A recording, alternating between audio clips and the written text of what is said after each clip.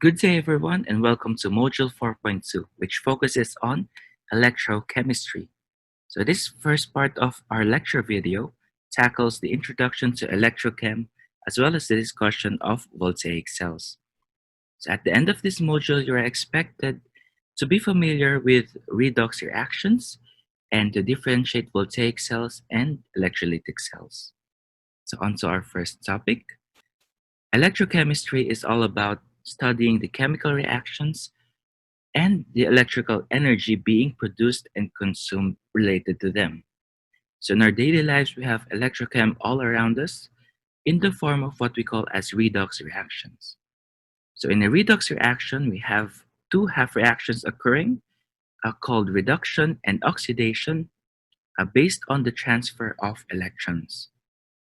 So electrochemistry is usually illustrated in what we call as an electrochemical cell, which contains an external circuit aside from the compartments for chemical reaction to either generate electricity or consume electricity, which would be the primary difference between a voltaic cell and an electrolytic cell. But let's talk about redox reactions first. In a redox reaction, there is one half reaction that gains electrons and another half reaction that loses electrons. So the half reaction that loses electrons is what we call as the oxidation reaction, and the half reaction that gains electrons is what we call as the reduction reaction. We could see that the change of in the oxidation state of the substances vary depending on the number of electrons being released or being received. So in order for us to get the overall reaction, we need to balance these electrons first by multiplying the half reactions by a certain factor in such a way that the electrons on both sides of the equations would cancel out. And thus, we would arrive at an overall reaction where the substances and the net charges would balance out. So take, for example, the reaction of zinc and copper. We know from our experiment about metal reactivity series that this would happen spontaneously because zinc is more reactive than copper. So zinc gets oxidized and displaces copper in the solution and releases electrons in the process. Copper then captures these electrons and gets reduced and could deposit as a solid as it translates into its elemental form. So visually, we could see this chemical reaction taking place due to the change in the color of the metal strip as well as the solution. However, we could not take advantage of the flow of electrons in this way. So for us to harness this energy in the form of electrical energy, we could separate these two half reactions in compartments that we call as half cells. Half cells are the primary part of an electrochemical cell because it is where the redox takes place. And we have what we call as the anode and the other one as the cathode. The anode is where oxidation takes place or where the loss of electrons would take place. Zinc in our example would transform from solid zinc into its ionic form as it loses electrons. The electrons being released is being received on the other side in the cathode where reduction takes place.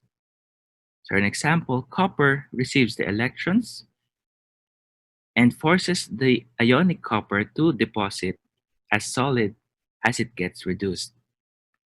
We have to remember that the flow of electrons in an electrochemical cell is always from the anode to the cathode. So aside from these half cells, other parts of an electrochemical cell include, of course, the electrodes, one that oxidizes and one that reduces, the anode and the cathode. Aside from these, we also have what we call as an external circuit where the flow of electrons take place from the anode to the cathode, and it could either generate electricity or consume electricity based on the chemical reaction that we have. And finally, we have what we call as a salt bridge, which keeps the solution electrically neutral, but it does not take part in the redox reactions. So they just supply the positive and negative ions needed to keep the charge balance. So that's it for our first topic. You could pause this video to take a break and resume whenever you're ready. So moving on to our second topic about voltaic cells. Voltaic cells or galvanic cells is an electrochemical cell that produces electricity. So it looks a little something like this in an actual setup, although we have a flipped orientation based on our diagram. So what happens is there's a reaction in the anode half cell and in the cathode half cell. In the anode half cell, again, it undergoes oxidation. So your zinc electrode in this example would produce positive ions and releases electrons, thus making the anode as the negative pole and the cathode as the positive pole. Now, the buildup of ions in the solution would cause a surplus of positive ions. The salt bridge acts in such a way that it supplies the negative ions so that the solution charge is balanced.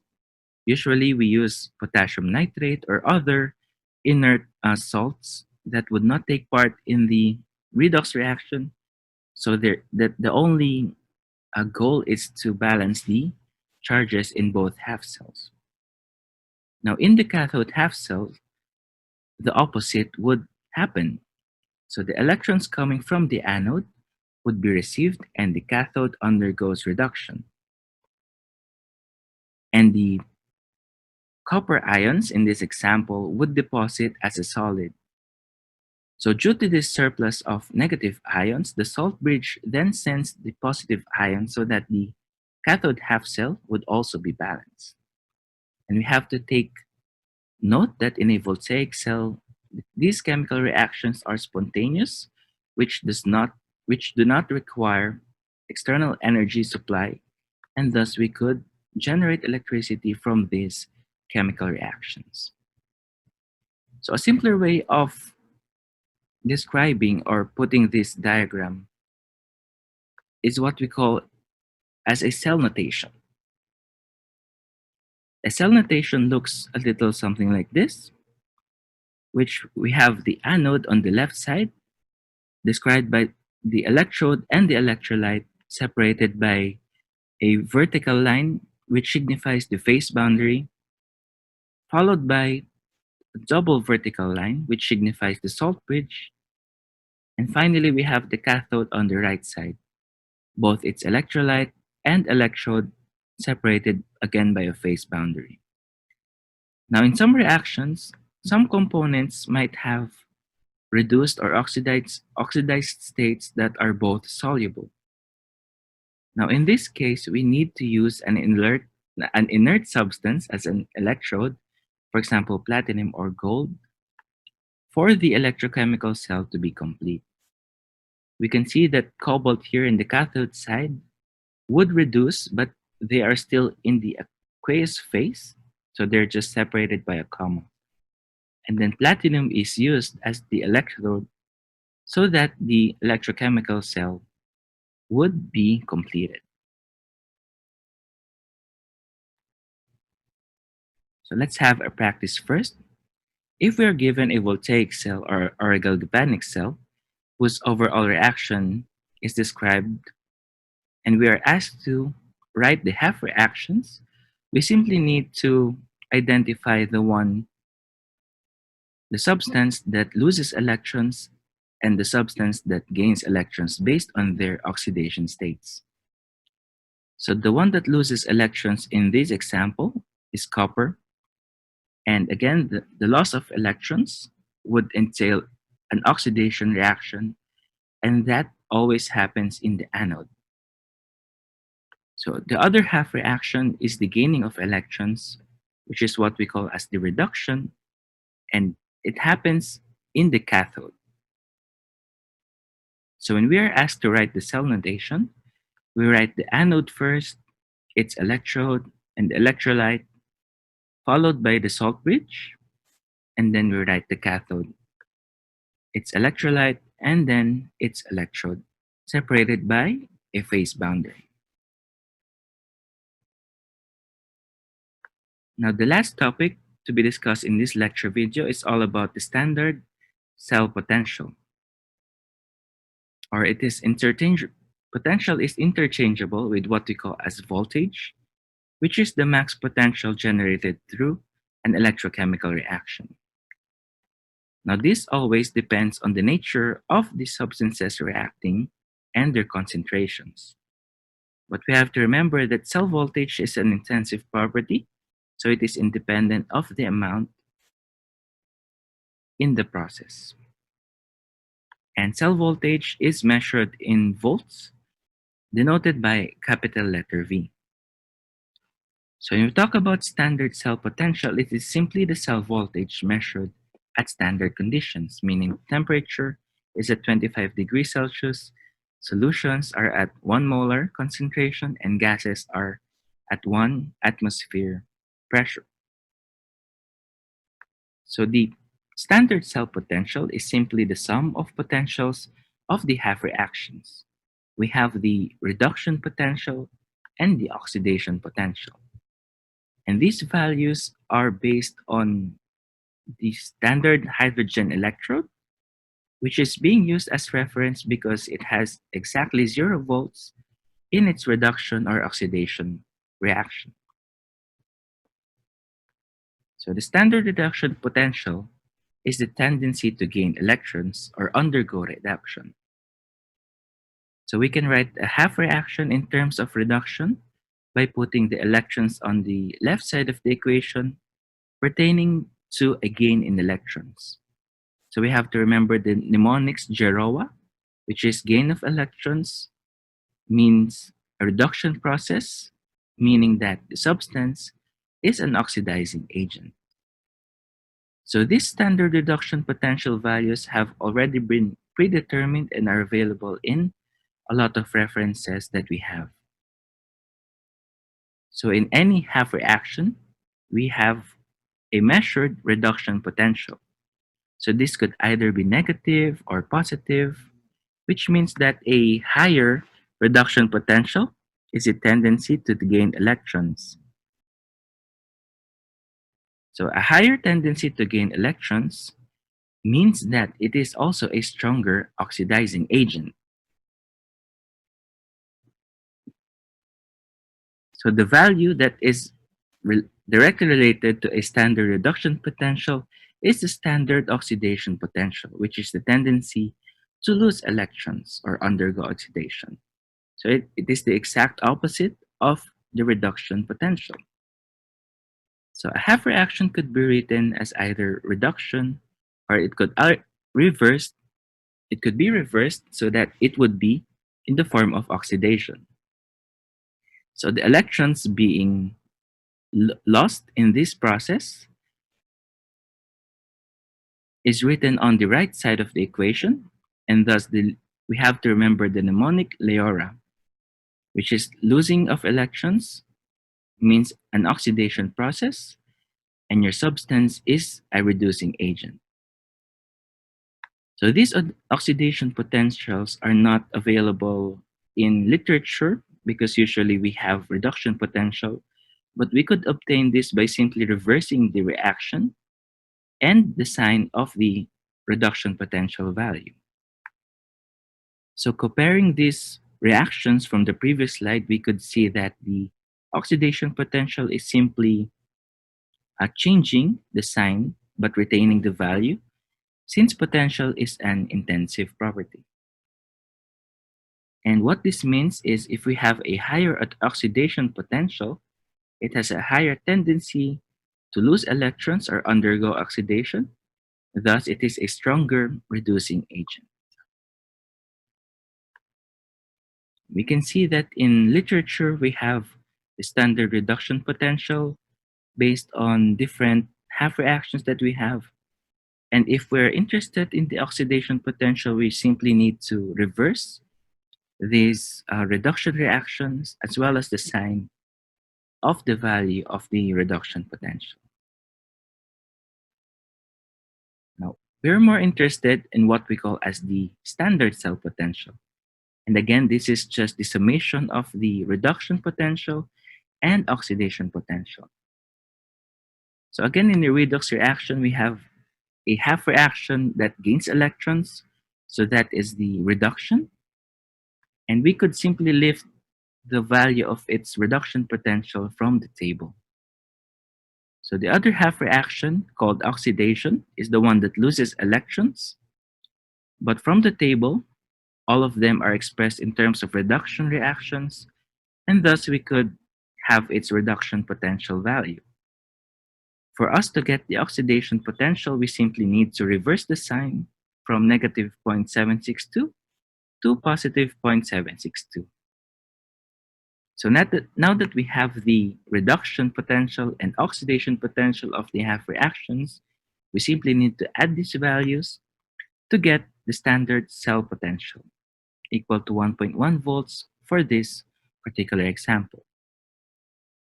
Now, an alternative way of getting the standard cell potential is using the reduction potentials directly, but we have to identify which reaction is the reduction and which one is the oxidation. Again, the gain of electrons is the reduction, and we can use the potential from the table directly. And the one that loses electrons is oxidation. And in this method, we would use the reduction potential directly. So we need to get the difference of reduction potentials of the reduction reaction minus the oxidation reaction. So the terms are a bit redundant. I hope that we're not being confused. So again, the standard cell potential is the difference between the two half reactions based on their reduction potentials. Again, we would arrive at the same value of 1.1 volts for the reaction of zinc and copper in this electrochemical cell. So for us to practice a bit about these concepts, we're given the standard reduction potentials of these four reactions, and we are asked to identify which one is most likely to be oxidized. So when we talk about being oxidized, we have to get the reaction having the lowest reduction potential, because reduction and oxidation is simply the opposite of each other. So if you're most likely to be oxidized, you have to have the lowest potential to be reduced, because that means you have the highest potential to be oxidized. And it also means that you are the strongest reducing agent among this set. So the reaction that is most likely to be reduced in the second part is simply the one having the highest reduction potential, because a higher reduction potential means that it is most likely to be reduced, or the lowest oxidation potential, meaning that this substance is the strongest oxidizing agent among the set. And if we are asked to identify which would be the best reactions to use in a voltaic cell simply based on the reduction potentials, we would suggest the answers that we have in the first two parts, because one has the lowest reduction potential and one has the highest. So if you get the cell potential, you would arrive at the maximum value based on the combinations in this set, which is equal to positive 2.33 volts. We have to take note that in a voltaic cell, the cell potential is expected to be positive because we are generating electricity. And that is one way to identify or differentiate a voltaic cell and an electrolytic cell based on the quantity of the cell potential that you compute. Voltaic cells, again, could be described as a spontaneous reaction wherein you don't need an external energy for it to proceed. And we expect a cell potential to be a positive value for a voltaic cell. Again, we call those as spontaneous reactions, wherein reactions do not need any external energy for them to proceed, because we want to generate electricity in a voltaic cell.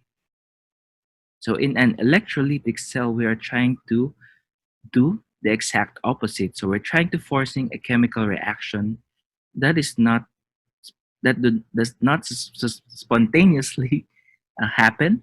So we need an external energy, usually in the form of electricity, for this reaction to occur. And this is what we call as electrolysis. And if we try to compute for the standard cell potential of these reversed reactions, we would get a negative value in the process.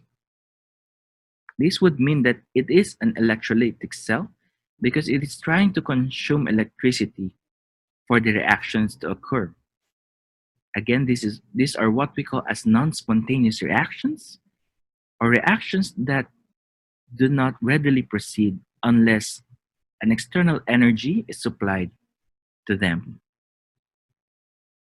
So that's the primary difference of a voltaic cell and electrolytic cell in terms of quantifying its standard cell potential. But we would learn more about electrolytic cells in the second part of this lecture video. But for now, if you need additional references, practice problems, or supplements to the concepts, you may visit these following references. That would be it for now. Thank you so much for listening, and we would see you on our next lecture video. Stay safe and God bless.